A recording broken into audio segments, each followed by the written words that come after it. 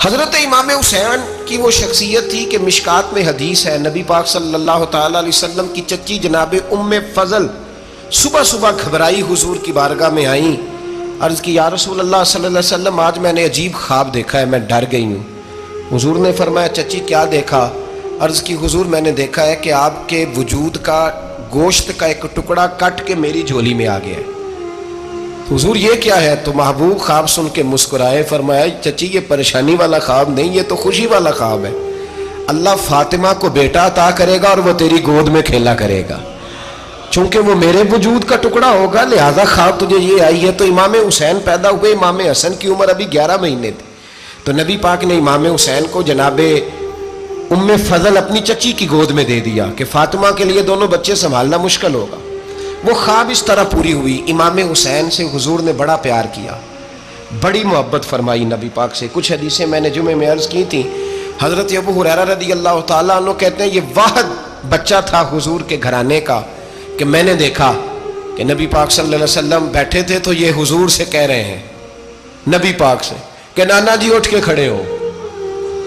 کہتے ہیں حضور کھڑے ہو گئے تو کہنے لگے میں نے آپ کے برابر جانا ہے۔ بچے جو مرضی ضد کر لیتے ہیں نا، قد چھوٹا تھا، عمر 7.5 سال تھی، کہنے لگے نانا میں نے برابر جانا ہے۔ تو نبی پاک صلی اللہ علیہ وسلم نے ہاتھ پکڑ لیے، فرمایا چل پھر ہو جا برابر۔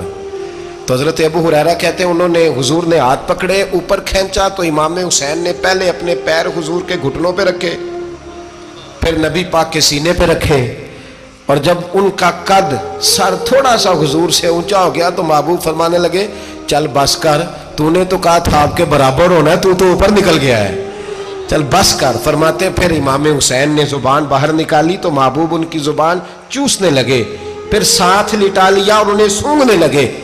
تو میں نے عرض کی حضور آپ حسین کو سونگھتے کیوں ہیں؟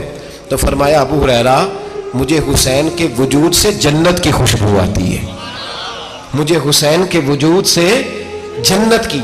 ایک دن حضور گزر رہے تھے، اصل اس طرح تھا کہ یہ نبی پاک کا حجرہ تھا، جن لوگوں کو اللہ نے مدینے کی زیارت کرائی ہے وہ جان سکتے ہیں، نبی پاک کا حجرہ تھا۔ تو حضور کے حجرے کی اس جانب یعنی مسجد کی جو بالکل سیدھ ہے اس کی بیک میں سیدہ فاطمہ رہتی تھی۔ تو حضور اکثر نہ نماز کے لیے جب نکلتے تو حضرت فاطمہ کے حجرے کے پاس سے ہو کر دوبارہ محراب میں جاتے۔ محبوب حجرے کے پاس سے گزرے تو امام حسین رو رہے تھے، تو حضرت فاطمہ نے کسی بات میں جھڑک دیا تو امام حسین رونے لگے۔ تو نبی پاک نماز کے لیے گئے تو واپس لوٹ آئے، اور واپس تشریف لا کے کہا فاطمہ حسین کو کیا ہوا؟ عرض کی یا رسول اللہ تنگ کر رہے تھے میں نے ڈانٹ دیا ہے۔ کیا خوبصورت جملے ہیں حدیث پاک میں۔ سرکار نے فرمایا فاطمہ اس کو حسین کو نہ رونے نہ دیا کر، یہ جب روتا ہے نا تو میرے دل کو تکلیف ہوتی ہے۔